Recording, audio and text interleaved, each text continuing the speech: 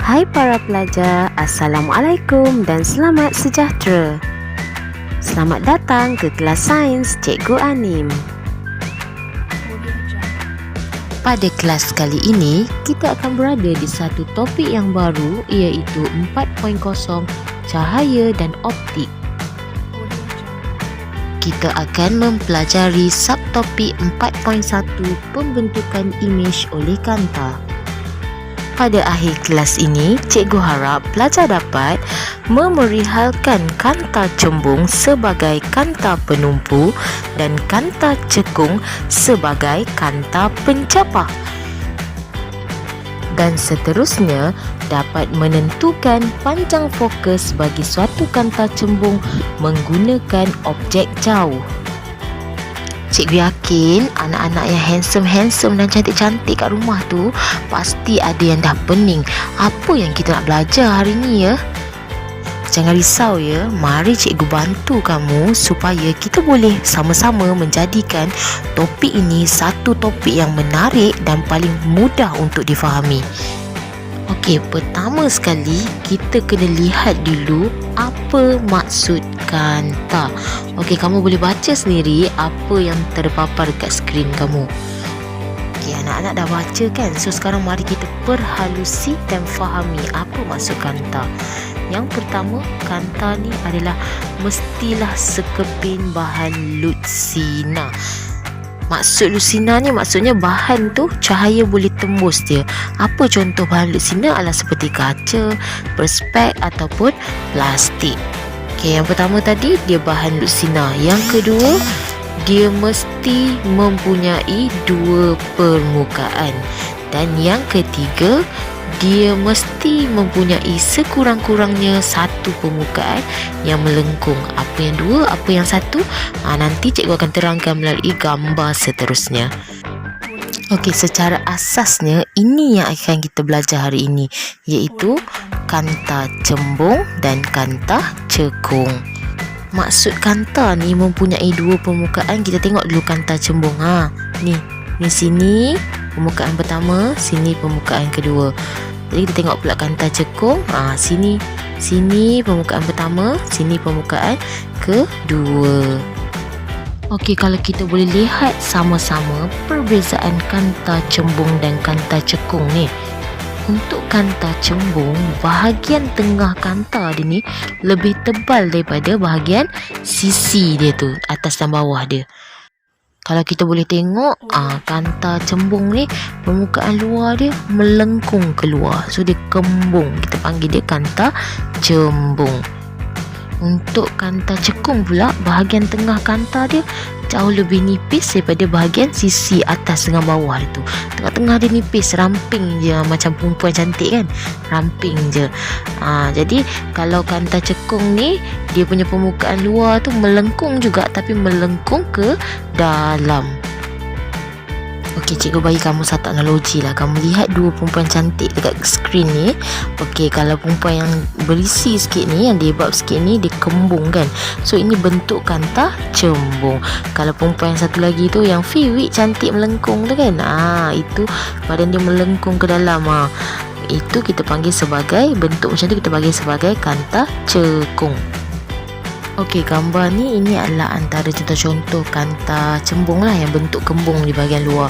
Jadi kanta cembung juga dikenali sebagai kanta penumpu. Kenapa kita panggil dia sebagai kanta penumpu?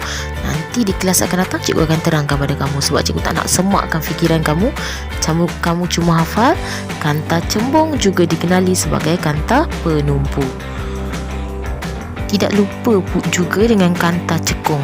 Kanta cekung pun ada nama glamour dia, iaitu kanta pencapah.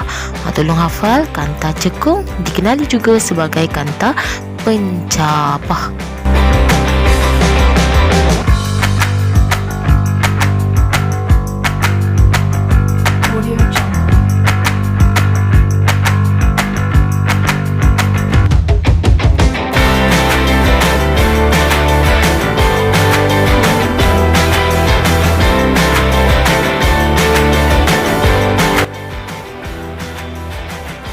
Okey, langkah yang pertama, pilih satu nombor genap yang lebih daripada 10. Macam kat dalam, untuk kita buat satu garisan lurus. Macam kat dalam video ni, cikgu pilih nombor 12. Jadi cikgu akan buat garis lurus 12 cm.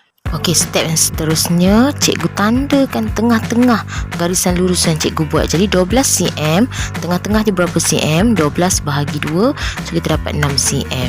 So kita tanda dulu titik tengah. As kita dah dapat titik tengah, kita buat satu garisan lurus yang menegak daripada atas sampai bawah.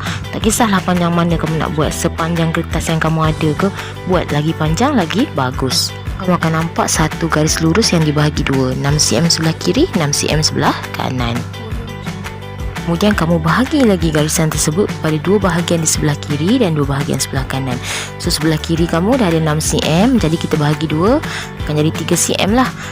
So bahagian kanan juga ada 6 cm, so kita bahagi dua jadi 3 cm. Jadi kamu ambil baris kamu ukur. Setiap garisan kecil-kecil yang kamu buat tu ada 3 cm, 3 cm, 3 cm, 3 cm.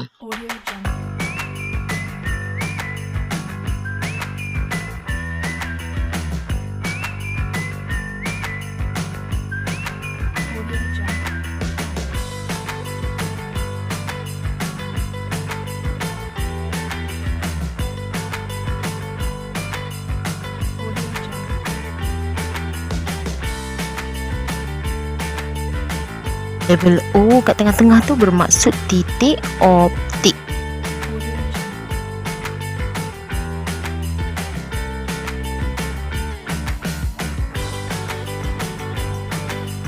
Kemudian label F di sebelah kiri dan kanan pula bermaksud titik fokus.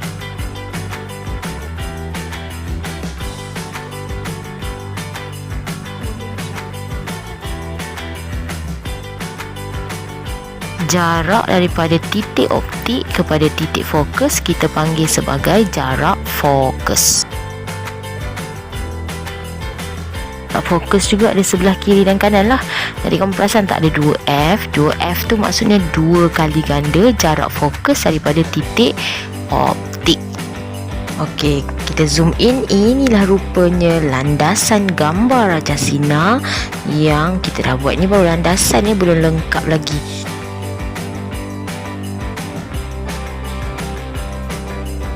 Okey, kalau soalan minta kita lukis gambar Raja Sinar bagi kanta cembung yang kembung tu, tak susah pun, kita dah pandai lukis landasan gambar Raja Sinar. Jadi kita lukis sahaja, kita add on je, kita tambah sahaja gambar kanta cembung pada garisan putus-putus yang kita dah lukis secara menegak tadi. Tadi kita dah belajar apa itu jarak fokus kan. Sebut pasal jarak fokus, kanta ni dia ada macam-macam saiz. Kanta cembung ni ada yang kembung, yang betul-betul tebal, dia kembung. Kemudian yang satu lagi kanta cembung nipis. Kalau kanta cembung yang tebal, macam sebelah kiri ni, dia punya jarak fokus adalah lebih pendek berbanding kanta cembung yang nipis. Yang ini saya sarankan kamu hafal, tak perlu pening kepala.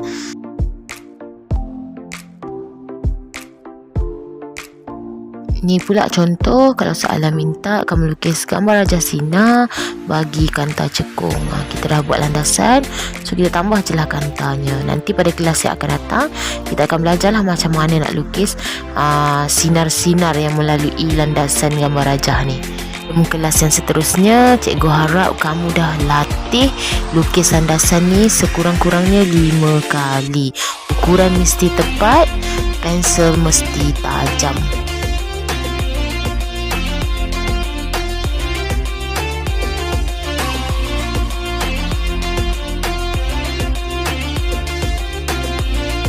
Lagi satu yang sangat penting yang kamu kena ingat adalah, tak kiralah gambar Raja Sinar kamu, gambar Raja Sinar kanta cembung atau kanta cengkung, tetapi jika imej yang terhasil di sebelah kiri kita panggil sebagai imej maya, manakala jika imej terhasil di sebelah kanan kita panggil sebagai imej nyata.